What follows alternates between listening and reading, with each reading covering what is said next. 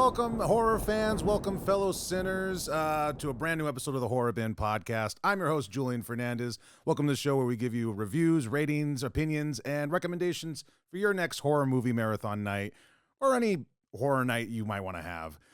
With me today, no Kelly McInerney today, but we do have another fellow sinner coming to join us.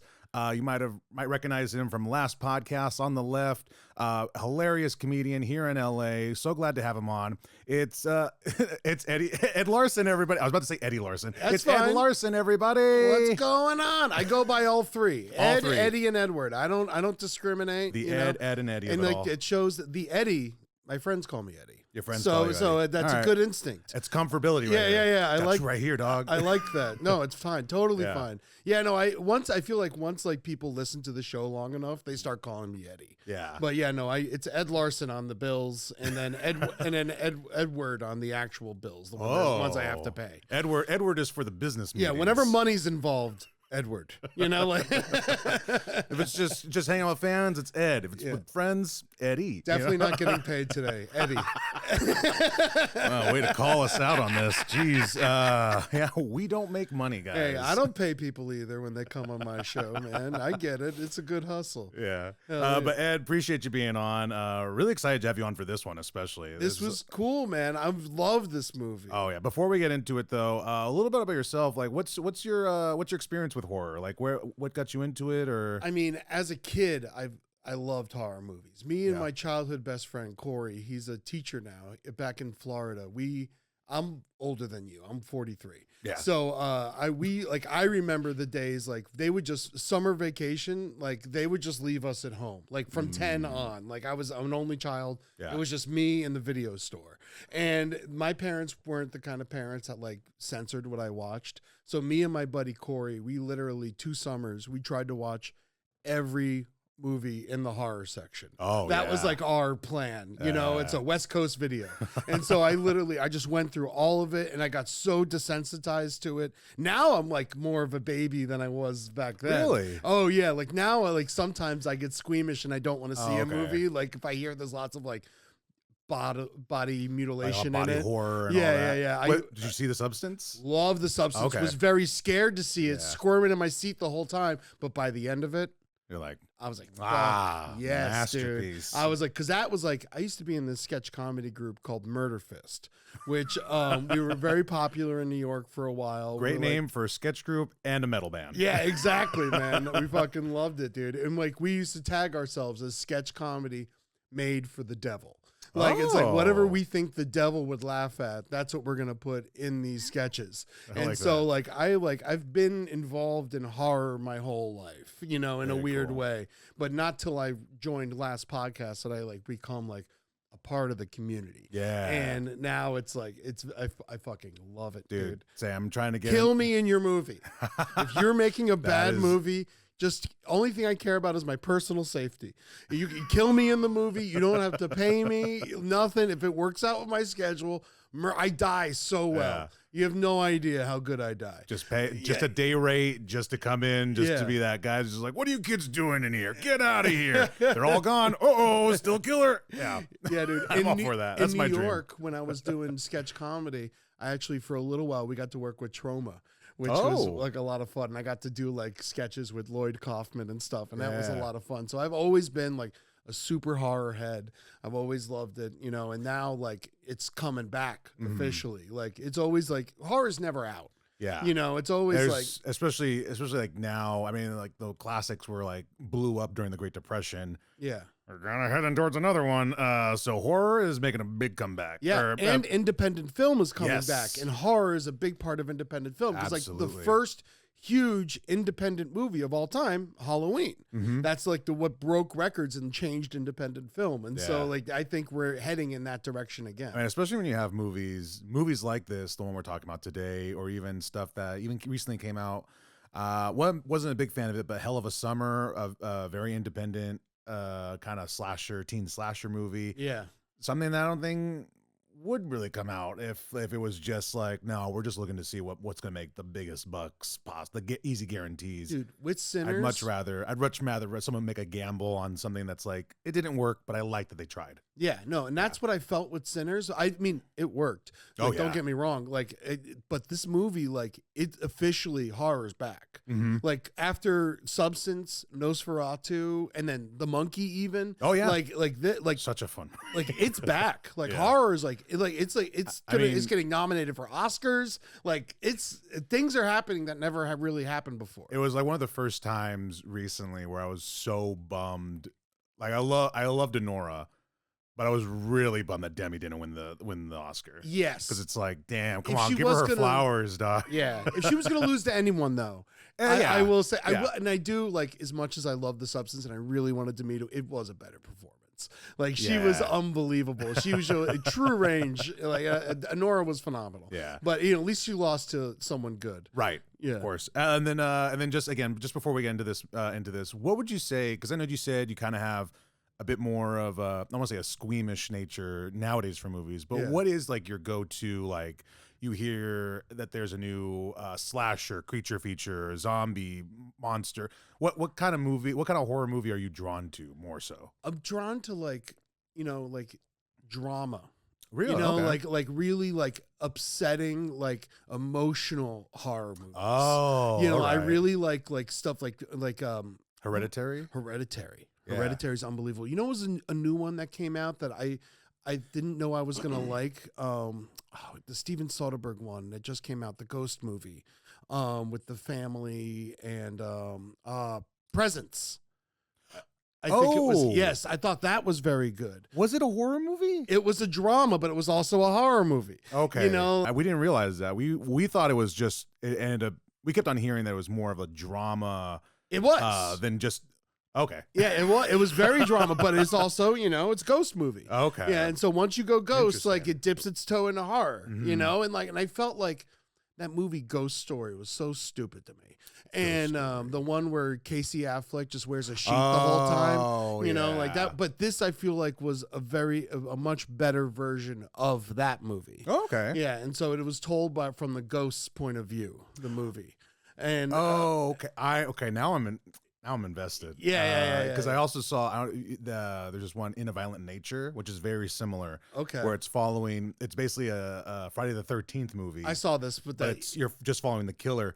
Brutal movie. A long stretch of a movie though. Like you're just all you're doing is just watching him trudge through a forest for most of it. Yeah. But they're doing another one. They're doing another one? Yeah, they're doing another one. Hell yeah. Yeah. That's the kind of guy I want to see like get a franchise, yeah. Man. Oh my God. It's good. But what's also good is the movie we're talking about today, which is 2025 Sinners, directed and written by Ryan Coogler. Before we get into everything, let's take a look at the trailer. Cool.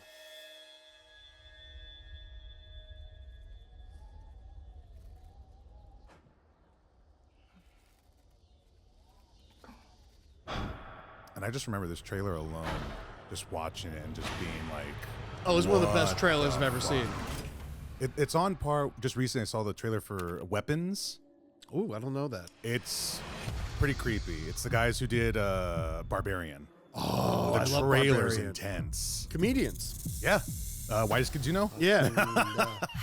Ways I ain't even know was possible. Hell Love yeah. you, brother. Be careful. I will. If there's ever a case for someone being nominated for Best Actor too, Michael B. Jordan needs to for this movie. I mean, he did a great job. I could not. We'll get into it after this, but I could not never seen no demons, not see just one person. You know what I mean? no ghosts, If I'm given a nomination to this movie, Delroy Lindo. no magic. Which one? Delroy Lindo for supporting. Oh yeah. He was amazing. To get back inside.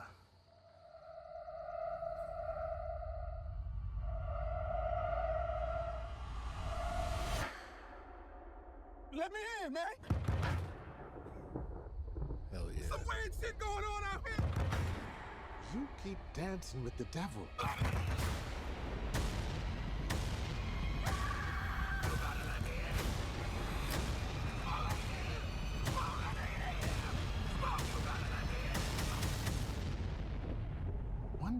gonna follow you home.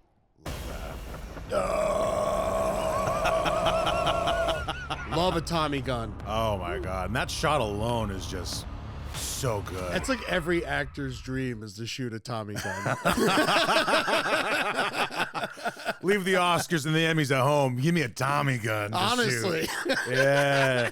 But Sinners 2025 just released this year. For those that don't know, trying to leave their troubled lives behind, twin brothers return to their hometown to start again, only to discover that an even greater evil is waiting to welcome them back.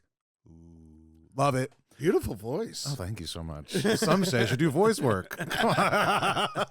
I mean, that trailer alone, I was like hooked. Yeah. I will say my one big issue, and this is probably more with marketing than anything else, is I wish that was it. I wish that was the only trailer we ever got, and we didn't get any more details, because as soon as we got like that clip, as always, spoilers ahead for everybody. So are we doing spoilers? Spoilers ahead. All it's right, all good. free, Because I was like, all right, it's going to be hard to talk about this movie for an hour without spoilers. We're a couple weeks into it being released, and I'm sure everyone and their mother has already mentioned everything about this movie. Okay, cool. But like, obviously, if you've watched even like not even so much this trailer, but any other trailer, I mean, you can kind of piece together that this is a vampire movie. Yes. Going in, I kind of knew that, which I wish I didn't know, because just going off this trailer, it could have been. Especially with the title, it could have been demons, some kind of ghosts, or could have nothing supernatural, hoodoo, something.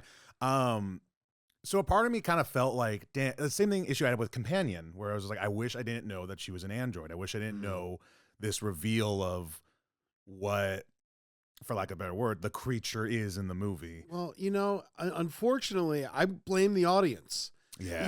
Because I think that our attention spans have gone out the window. It's hard to get people to the movie theater these days. And so I think that we're like a TikTok generation, and we need the shit spelled out for us. We're not going to sit there and be surprised and trust the movies. Sinners, what's that about? I don't get it. When I was a kid, I would watch any movie just because it was on. Like, it didn't even matter what it was about. It could be a chick flick. It could be, anything. If it was on TV, you're like, when am I ever going to watch this again? I don't know. Well, we all had to watch movies together. Like, even like airplanes. Everyone on the plane had to watch the same movie together. Airplanes, buses. Yeah. All right, guys, we have two options: Shrek or fucking Jaws. Which one do you guys all want to watch? Exactly. And everyone had to vote on it and shit. Yeah. Then you were the one who got outvoted. You're like, fuck. God, I just want to watch Jaws eat some people. Yeah, man. I gotta watch a dragon try their hardest. But yeah, so we got this movie, it's no surprise, it's no secret. This movie, everyone's raving about it. 98% on Rotten Tomatoes. Awesome. 97% audience score. This is as close to a perfect movie I think you can get to it. I gotta, it does have, all right, I have to be like, when I first saw this movie, I think I give this movie a B+, personally. I'm with you on that. Yeah. Okay, I give it, it's not a total A for me. And I did love it. And I'm a champion for it. I'll buy it on 4K. Yeah.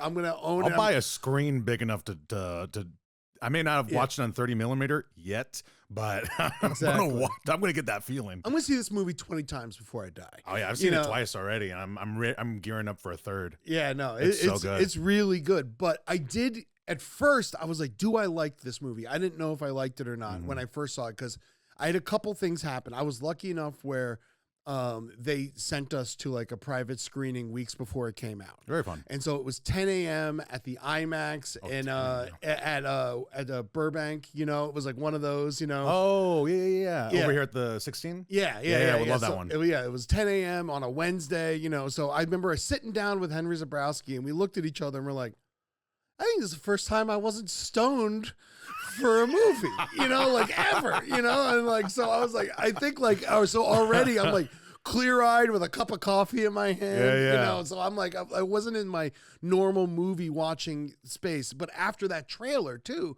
I thought before going in, I'm going to see my favorite movie. And that always fucks you up, when your expectations are so high. And so it was up there for me, but it was not my favorite movie. There was definitely moments where I'm like, how'd that happen? Right. But at the same time, every horror movie's like that. Yeah. You know, is there a specific example that you can kind of think of when you were feeling that? Well, I mean, first off, it's definitely very From Dusk Till Dawn. You know, Yes. it's very much From Dusk Till Dawn. I tried really hard looking for an interview with Ryan Coogler. If anybody brought up that question, just like was Dusk Till, was a Dusk Till Dawn an inspiration? Not even so much like, hey, your movie's very similar to Dusk Till Dawn. You know what? I specifically didn't bring it up because I wanted to like hear what he had to say. You know, because also he's a genius and I'm an idiot, and so like there's that on top of it. But yeah, no, it was very From Dusk Till Dawn, which is a huge movie for me. Yes, and same. And I saw that in the theater, dude. Oh my God, I was so young. I was like, my movie theater said this movie's X, even though it wasn't. Like my movie theater was like, we're not letting kids into this movie. But my buddy's brother was a ticket taker, and so he's like, listen, go buy tickets to Jumanji and give me $5 each and I'll sneak you in. Dude, I felt like I got laid after that shit. It was fucking so cool. Seeing that Selma Hayek. Oh yeah, scene. I was 13 years old. I was right in the sweet spot prime for that time. movie. Yeah, man, it was amazing. But you know, so like From Dusk Till Dawn's such a pivotal. But also, I think about that, and From Dusk Till Dawn's what, 20-something years old, 27 years old. Like at it's least, like it's like that old now. So it's time to be, you know, borrowed from 1996. Yeah, so yeah. it's up there. Yeah, so it's ready to be like taken from and like used in different movies and shit like It's ready that. to be inspired. Yeah, because so many, the whole younger generation probably has no idea that movie even fucking exists. You know, And especially if you're watching it from a Gen Z's perspective, you're probably like, oh my God, this movie is just, what did Cheech Marine say? Yeah, Over and exactly. over again? I'm rooting for the rapist murderers. You know, like it's very upsetting. You know, like so. George Clooney's making tribal tattoos look cool. No. Yeah, that was his coming out party. We wouldn't Yeah. know who George Clooney is because Oh, that was yeah. like straight off of ER. He did From Dusk Till Dawn, and so that like turned him into like a megastar. Yeah. But so when I saw that, I'm like the whole movie. I'm like, this is fucking very From Dusk Till Dawn, you know. And then afterwards, the only thing that bothered me because when it had that very From Dusk Till Dawn moment when they come in, very very big spoiler, when they break into the barn Yes. and like And everybody's fighting to they started killing characters that didn't exist. So, okay, yes. So on my second viewing, I specifically was looking out for these extra people that were in the barn. Yeah. You do see them in the background. You see at least two in the Okay, background. all right. But when the vampires do eventually get in, it does seem like they're killing way more people in there. Yeah. I was like, just oh the my main God, these guys are done. And then all of a sudden they're still fighting again. I It's was like, like, hey, what all the happened? named characters are still. Who are they vampires killing? Yeah. And it's just like an Otis and Carl that nobody's been talking to this entire time. Yeah, exactly. Yeah. So that bothered me. And yeah. then at the very end, when he just like appeared behind the vampire, you know, it's like, how did he get there from the top of the barn into the middle of the lake? You know, And past the group of horde. vampires. Yeah. I do chalk it up because on the second viewing there are a lot of little detail and little moments that I think you miss on the first viewing. One of them this is while the vampires are breaking in or while they're coming in really. There's a point where what is her name? I want to make sure. Oh, the character or the actress? I've both really. But the woman who plays Annie. Why is she not on here? Who's it? Haley Stanfield? The white chick? No. This the one that's hooking up with Smoke. Oh yes. She's amazing. That actress is amazing. I need to learn her name. Weirdly But though, she's in like Loki and all that stuff. Yeah. She's killing it right now. Weirdly so she's not. But I haven't on- learned her name. She's also in what was that series on HBO? Oh, I'm gonna butcher this name. Let me see. Let me bring it up. See if you can get it. It's one me. Oh, Mosaku. Oh, it looks like Wumi Mosaku. Yeah, she's great. Yeah. She's absolutely great. But there is a point when they're fighting off the vampires that I think she douses Remy with a jug of garlic water or whatever. And there's a quick moment. She says they feel his pain. So, and just to kind of take it back to that, Yeah. this is like, smoke appears behind him just after Sammy smashes him with the guitar. So all these other vampires are also feeling that. So that's what I'm thinking, Yes. justifying Okay. that, like, he's able to sneak around while everyone else is like reeling from that pain, that residual pain from Gotcha. him. Yeah, and they did all die when he died. So Yeah. yeah, I get it. For the most part. yeah. But yeah, I mean, yeah, there's like a lot of small little details that I think like on the first viewing you do miss, and I was in the same boat. Where I wanted more. I wanted the indigenous tribe to come back. The indigenous vampire hunters. Like, what the that's the story. the Choctaw. Yeah, dude, that shit was awesome. No, they knew. They knew. They're just like, well, guys, we're running out of time. Let's go home and leave these white people to their demise. I was always just like, yeah, I feel you, brothers. I feel you. I was like, I would too. Why not? Yeah, and then even that intro with Remy being introduced, and he's just smoking and fucking searing and scarred and everything.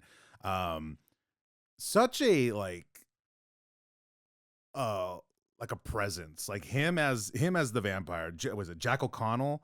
Mm-hmm. Just great. Yeah, I he did a loved really it. good job. Yeah. Yeah, It's and the I right- love the Irish folk band. I downloaded that song. I love that Rocky Road to Dublin. So man. good. Yeah, dude. I mean, visually, it's so much better with the visuals, but I mean, just listening, just knowing that he's part of he's on the album singing, and I think the two people, the two clan members that he turns at the beginning, I believe they're also musicians as well. Okay, So they contributed a lot to the singing and everything. that's awesome. But yeah, and music alone is the best part of this whole thing. It's always a big part for Ryan Coogler. Yeah. Ryan Coogler loves the music. Even in Creed, like the female lead was an artist, you know, and she had music that she was working on, and I really appreciate that because I talked to him about this in the interview because I feel like that's something I really miss from movies in general is the custom soundtrack, you know, like for a film, you know, yeah. like 90s, they did it all the time. You know, like The Faculty and Demon Night and Faculty. like Judgment Night. They all had like special albums, like curated by like each band would do a song. Even the Godzilla soundtrack, as awful as that movie and soundtrack are, I'm happy it exists. You know, like so it's I love that they did that in Coogler. He did it with both Black Panther movies. He made those companion albums. That are fucking incredible. They're great. And then Sinners was like half music, and so I just can't wait to see what he keeps doing in this. Yeah, I'm very excited because again, I listened to your guys' episode with him on, and hearing you guys trying to get like, so what's next, and him just being like, I can't really. Well, he gave reveal us anything. he gave us the dirt. Oh, it did say the X-Files. The So that X-Files. is We were the exciting. ones we got in all the trades because he didn't tell anyone else. Oh, really? Yeah. Okay. Because I hadn't heard that X-Files was coming back in some capacity. I didn't. Okay. Well, I didn't know Coogler was a part of it. Yeah. All right. He's like Well, producing and probably going to direct a couple episodes. And hell so, yeah. no. It's just the series is coming back. Yeah, Oh, I thought it was a whole movie. No, All right. no. He's bringing it's the series. Hell yeah. Yeah, dude. yeah. So Hell I'm yeah. very excited. Yeah. And they don't officially have Gillian Anderson back, but they are in talks. That's what I heard. Like, But how they do don't you got do it? Gillian Anderson. They don't got have a the show. X-Files, They don't yeah. got a. Yeah, the fans will get real They mad. can kind of do without David David Duchovny. Duchovny, They yeah. can kind of do without him, but at the Gillian Anderson, you need her. Yeah, no, I would say you need her in the field, and Duchovny can be like leading the office now. He could be promoted and be like, He's the M. yes, he'd be a great M. Yeah, he and- puts the M in S&M. And I gotta give a big shout out to Miles Canton, who plays Sammy. Okay, This is his yes. first movie, and apparently, Really, I didn't know that. And apparently, he's like a what's the word? Not an idiot savant. Virtuoso, prodigy. Prodigy. Yes. He's like he's a music prodigy. You could apparently. tell. He's great. Yeah, he's incredible. The minute he says his first line, I'm like, God damn that voice. I dude." know he's got such a deep, crazy voice for such a Oh little no, young me kid. man! I gotta go down with my cousins and everything. Just like, geez, that's know he's so got a cheap. hog, Ooh, man. my god! Yeah. Yeah, him. Michael B. Jordan playing two roles that, like, there's this other Robert De Niro movie that just came out. Oh, yeah. Something City. where he plays two characters. He plays two real people. He plays two real people, but I see it to me, like even just watching the trailers, I haven't seen the movie, but watching the trailers, I'm like, it just see Robert De Niro and just two characters. Yeah. This, I was like, I'm seeing two characters. Distinct characters. And you know what? Distinct they characters did that not have to do this. They added so much time and money to the budget. Yes. By making him too, like everyone's like, oh, they didn't want to pay another actor. It's like, no, they had to film everything twice. This is a much bigger budget issue to choose to do this. Yeah, it's so good. And it's such like a, because when you see some of these people that do like twin roles or clones or duos or whatever, maybe not so much clones, because clones is a bit easier, but they do such a like there's the original person who's this way, and then the double or the twin or the clone is a bit more extreme or a bit bigger. This was like, one of them is a bit more extroverted or a bit more energetic than the other, but in a believable sense. They're twins, and they're buddies, and they like being twins. They like being similar to each other, like the Lucas brothers, like who got snubbed. Oh my God, Judas and the Black Messiah but Coogler worked on that. Did he really? He produced that. I'm learning so much about Ryan Coogler today. I thought I did all my research. No. In terms of vampires, are you a big I mean, we talked about Dusk Till Dawn. Are you a big vampire fan when it comes to certain movies? Or anything? I like movies like this more than I like a Dracula movie. It's like I like it more, and I did like Nosferatu. Don't get me wrong, but like I like this more than like a sexy vampire movie. I had Paige Wesley on. Shout out Horror Virgin. I had Paige Wesley on, and we did an episode where we just talked about vampires, just vampires in movies. Yeah, and she brought up a great point where it's there's two camps of them. There's the seductive, like very like enticing, like can you try this? You want this? Come on. And then there's the animalistic vampire, which I feel like the 30 Days of Night kind of vampires. That's, and I'm telling her, I'm like, that's the one I go for. And the same thing here. This is like the perfect this is like a perfect 60-40 split in terms of like 60% animalistic, 40% like no, it's all charm. It's all there is charisma. a little sex to it. There's a little enticing to it, which I think like is kind of the idea, which I thought was the idea when all these people being at the juke joint and wanting to have that time to themselves to be who they are, let themselves loose and all that. And then this vampire coming along to be like, you guys can, but guess if you come with us, you don't have to worry about anybody shutting this down. You don't have to worry about anybody telling you can't be or be who you are, who whatever. Come be part of us and all this and that. And it's just like, fuck no, dude. Yeah, man, it is crazy. I really did enjoy that part of it. You know what movie I really love? A vampire movie I love that everyone hates. Universally, everyone hates this movie, but I love it for some reason. John Carpenter's Vampires with James Woods. It's really campy, and he like plays like a vampire hunter, and he's looking for their dens and stuff like that. Okay. And he like hunts them during the day and Vampires? Stuff. Yeah, it's just called Vampires. Pretty much everyone hates this movie, but I don't know why. It speaks to me. It's so much fun. We'll schedule a time. We'll have you back on. We'll do that one next. Vampires. Okay. Let me see if I can look it up. But yeah, it had a feel of that movie too, and I really enjoyed that type of vampire movie where it's like almost a zombie movie. And I'm not a big zombie movie guy, but like it's. I'm huge. I love zombie movies. Yeah, I'm real hit and miss. Loving Last of Us, of course. Yeah, because it's very drama filled. I like when it gives me that human aspect to it. Yeah, and that's where the unbalance for Walking Dead happened, where it was like, all right, cool, the zombies are there, but they're just in the background now. Now it's all the drama with the humans, and it's kind of like, well, but you kind of. You took away you cold turkeyed us, Yeah, no, they really like they're coming back again with The Walking Dead. Yeah, they really won't let that thing fucking die. Won't die. Just let it go, guys. Let it go.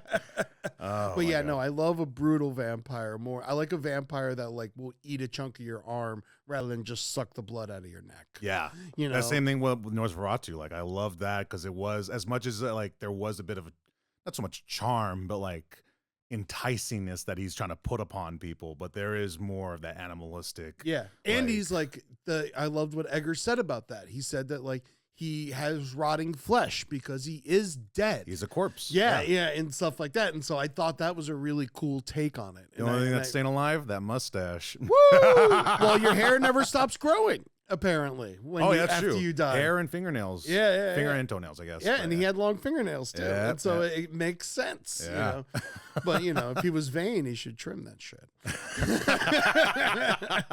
Come on, guy. You're going out. You're trying to hook up. Imagine the pubes. Just it looks like the thorns from Sleeping Beauty.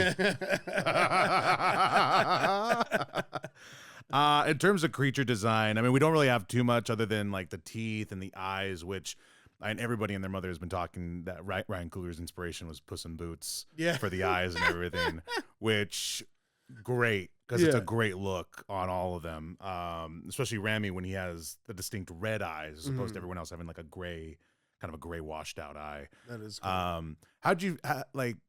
I don't know. I don't remember if I even looked this up too much, but in terms of like the effects with everything, like how did you feel? Like how they just all had the look that they had going for them. I mean, I loved it. I thought it was great. I liked that they didn't use CGI for the blood. Yes. That's always like that'll take me out of a movie immediately. I do wonder, on top of like all the inspirations that he's had, if Hammer films were an inspiration for. I don't know blood. Hammer films. So Hammer films, it was like Christopher Lee's version of Dracula that he did. But the gore was very, very Sleepy Hollow-esque, where it's like a little nick and suddenly it's like it's just spurting out. Because that's the vibe I got from watching this. Any little like bite or stab, it was just suddenly just sprinkler city everywhere. You got to think the vampires know where to hit you to get their juice, true. to get their food. Well, not even just the vampires. Even like when they were stabbing them with the stakes too, you'd get like a whole what's it called? Venetian fountain going on. It's R. Like what are we hiding it for? It's R. Let's show me the blood, dude. A big budget R-rated movie is #1 in the box office 2 weeks in a row. It's a huge thing for cool movies, and Jen, it's not a fucking sequel. It's like for the most part, a very original idea. Yeah. And I like that everything ties together at the end. Yes. They're like, we're with Dusk Till Dawn, there is a little bit of just like they almost abandon the crime thriller aspect of it all. Yes. And that takes a huge backseat. They don't even really like wrap it all up too well. You just assume he got away. Yeah. But with this one, like every little thing comes back. The clan comes back. They actually they do use their guns that they said they brought. They there's a payoff with him and Annie and the baby and everything. Yeah, and there's the mojo bag. Yeah. Yeah. That was also the thing that I'm surprised they didn't like address a little more, other than just seeing that Stack couldn't bite him because of it. Yeah. There was like a little part of me that was just like, oh, a little more explanation. Like I get that's like, oh, she made this for him. It's a whole hoodoo thing. Yes. And that, this and that. But like a little more explanation as to why that doesn't for the white people. Yeah. We don't know. We don't know about the hoodoo. We need a little hold our hand a little bit here. There's some people that We're heard buying that. tickets too. There's some people that heard that and were just like, they missaid voodoo. There's someone in the audience just leaning to their wives. Did you hear that? Oh my God. Idiots. I thought this movie was going to be great. Yeah, man. But it's great. I love it. And you know what? I'm down with that. Let us learn a little bit. Go home and do your research. I think that people, and that's what I miss from a lot of movies, like I sucked at school. Yeah, I learned everything from my curiosity, from things I learned in movies. I would go home and I'd research it, Yeah. I would, like I'd watch History of the World by Mel Brooks and I'd be like, oh my God, what the fuck? What's ancient Rome? Let's go learn about it. What's this about? What's that? Yeah. Yeah. And so I love that it does it. I think people are going to go learn about hoodoo. I think people are going to go learn about the blues. I think, That's the other thing too. What's his name? The other inspiration. Bloody Guy? Robert Johnson. Yes. Yeah. The fact that, because I thought it was like some sort of, like I said, some sort of Satan, demons, devils kind of thing. Yeah. Especially you add in the blues, it's in the South, Jim Crow South. Yeah. And then you have these creatures come along.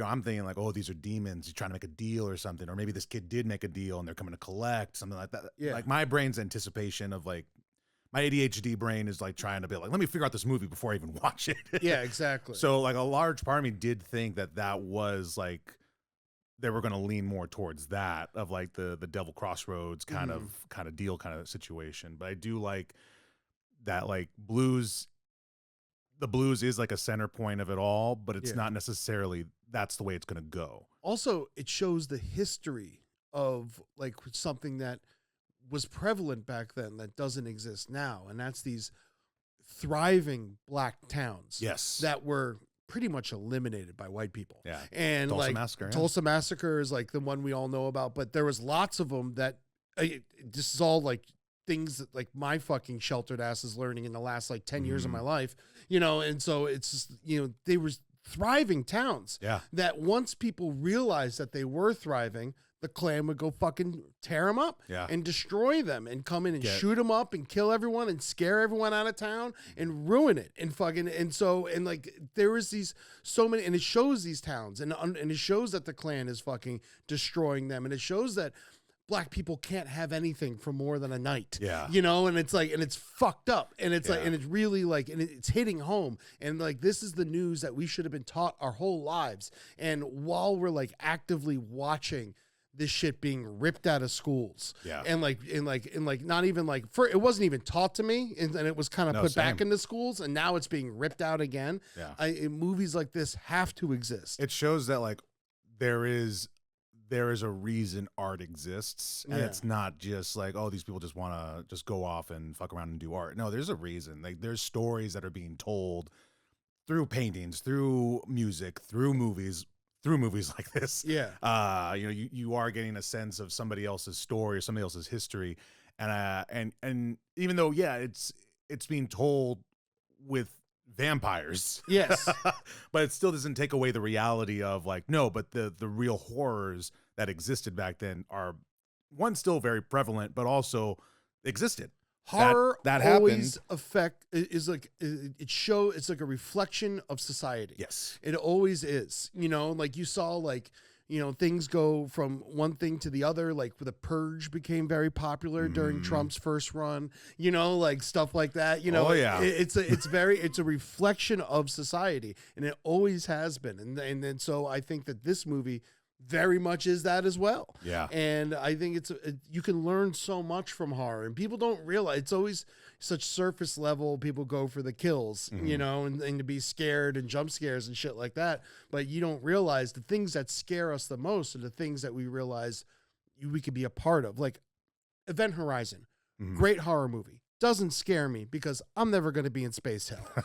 You know, like it's like it doesn't, you know, but it's a cool movie. I love it. Yeah. You know, but like, you know, movies like Sinners, like, you know, it is like, as much as it takes place 100 years ago, it's happening again, you know, and like we're watching like cultures get erased and people like get sent out of fucking America and all this shit. And so it is very much a reflection of what's happening right now. And Absolutely. So I think it makes it even better. And that's what's going to hopefully get it nominated for Oscars this year. Hopefully. It's still early in the year, but I mean, I wouldn't put it past it. If it at least gets, even if it's not like directly director, writer, or I think actors, it'll get screenplay, soundtrack. I think it'll get some cool ones. Cinematography, I would hope, because there's a lot of like long one shots that are you don't like. Again, first viewing, you don't really recognize them. Second viewing, I'm noticing.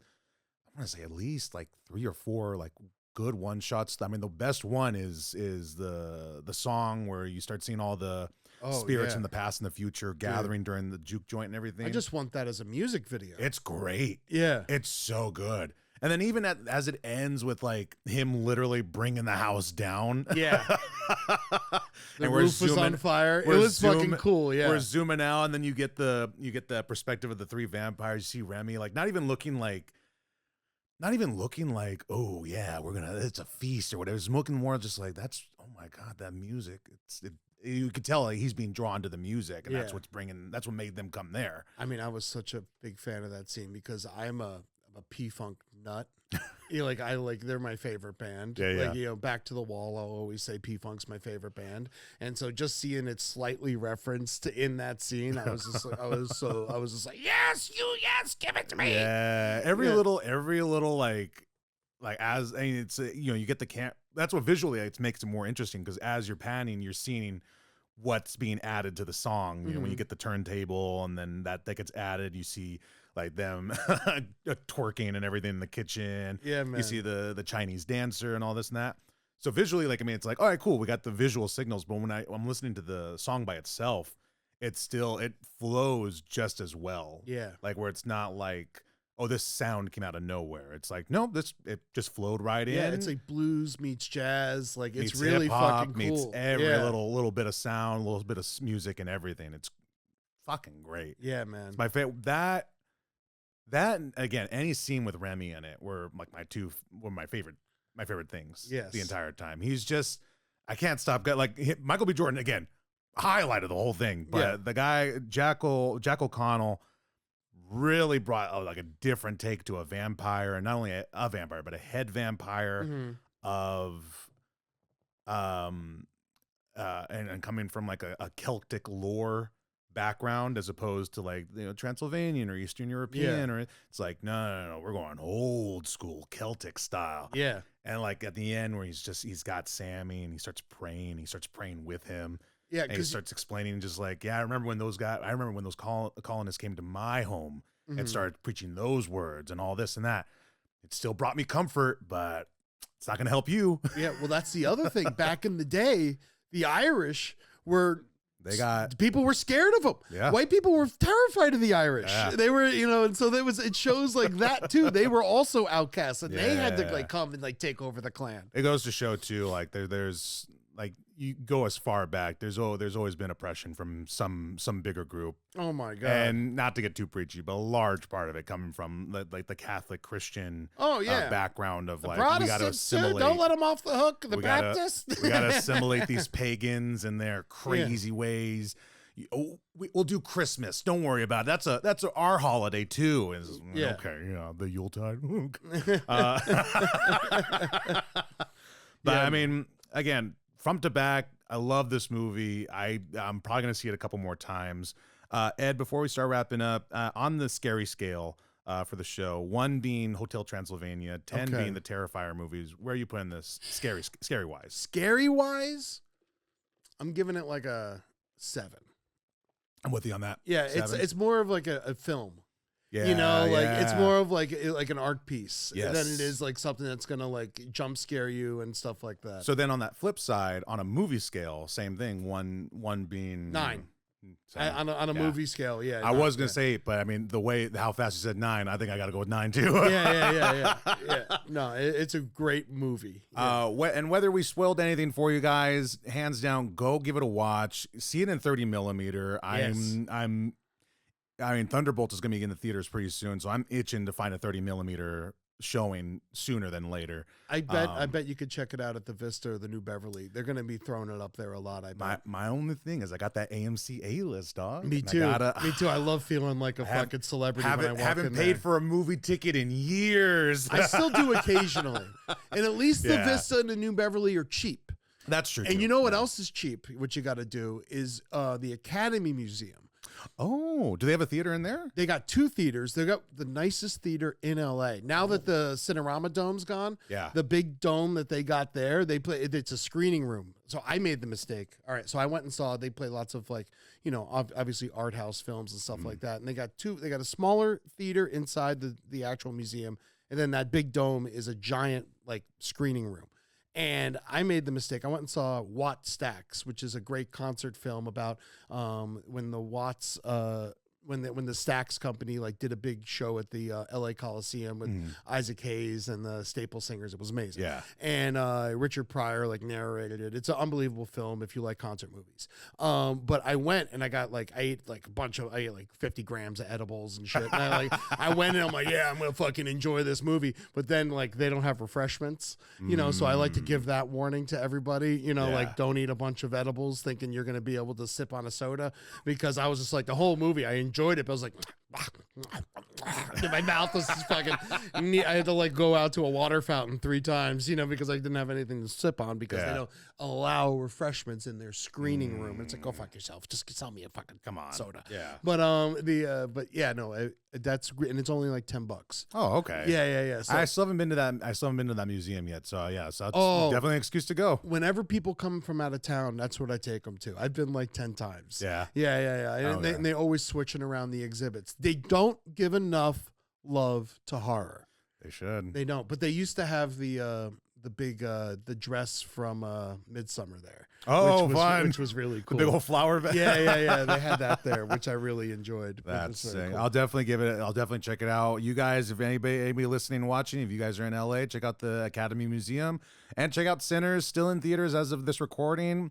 It's gonna be. I mean, as soon as it's out, I'm watching it 10 more times. Oh, dude, I'm buying it. Good. It's immediately going in the collection. I rarely buy DVDs anymore, same. and this one's definitely because it'll be available on some streamer. Yeah. It'll be on Max, I think, because it's a Warner Brothers movie. Oh yeah. And so it'll end up on Max. But and also, we got to talk about the deal that he got. Have you heard about this? Yes. Ryan Coogler did. What was it? After 25 years, he retains all the rights to the movie. Yes, which is very cool. People are Very making a cool. big deal out of it. Like, the studios are scared that he got this deal. Quentin Tarantino also got this deal, and no one fucking talks about it. Shows the underlying racism still in Hollywood. Oh, yeah. That is not going away. I mean, even just like publications and articles talking about like, oh, Sinners did really well this weekend, but still got a long way to go. And it's like, you're not Fuck talking about how you. good it is, though. Yes, It's the same thing with like a lot of these and granted, like Marvel, it hasn't had the best track record, but even when they But had like they do with him. but when they have like female-led superheroes or stuff like that, any little thing, like when it comes to the, like you said, the racism and sexism of it all, Yeah. where people are like, it's not doing so well, but go check out Killers of the Flower Moon, which by all accounts technically bombed. Yes. Financially, but nobody talks about that because it's Martin Scorsese and Leonardo DiCaprio. But you take a female-led movie, you take a black-led movie, you take any POC-led movie, Yeah. and no matter how good it's doing, there's someone's going to find a reason to be like, but is it 100%? Is it a 10 out of 10? Bitch, it is. Yes. It 100% is. Like, what does this man got to do? He revived Rocky. Revived Rocky. Rocky. What do we the whitest thing that could ever exist. Rocky. He revived it and made it black again. Nothing pisses me off more that every boxing movie's about a white man. Yeah. It's like go to see the sport. It drives me nuts. I just saw today. Like a post. I was like scrolling through Facebook or whatever, and I saw a post that was like, "Glory" is a movie about the first black regiment to fight during the Civil War, all shown through the eyes. On the bottom, it's like the eyes of Matthew Broderick. Yeah. And then underneath, it's like the same guy who made this also made The Last Samurai. Yes. The Fall of the Samurais from the view of Tom Cruise. And then underneath that, it was like there was a third one that they mentioned. Didn't he also do? Isn't it the same guy who did Independent? Oh no, Legends of the Fall. Oh, I'm not sure about Yeah, that. which is It's the same. through it's white people and like there's indigenous. But there's like a third one that he mentioned in the thing, but it was the same thing as a white savior or just a white protagonist seeing the struggle or the story of a POC group. Yes, But it's all from their perspective rather than the perspective of the people that are actually part of that group. we're smart enough to be able to learn the story on our own without having someone take our hand and bring us down the road. Again, if Ryan Coogler has taught us anything, this is like let people tell their stories. Yeah. And you know what? It's gonna work. Black 'Cause Panther- I looked past the CGI rhino because that's how good Black Panther was, guys. Yeah, man. Exactly. Black Panther was like one of the most successful movies of all time. And this guy's still working out of a hole. Yeah. Like, give him the credit he's earned. Give him the credit and the checks that he needs to Yes. make whatever he wants. And he'll get it. He He'll just get has to it. take some shit. My only hope is always with anybody who finds success is that they don't let the fact that people are letting them run wild without a leash kind of overtake like the actual, I guess, effort that they put in. Dude, he does his they homework. Yeah. Oh yeah. He From really- every interview that I see with him, he knows what he's doing. He knows how to articulate his idea and vision Mhm. and explain like what he was going for very well. Yeah. So it's like there's no reason he shouldn't.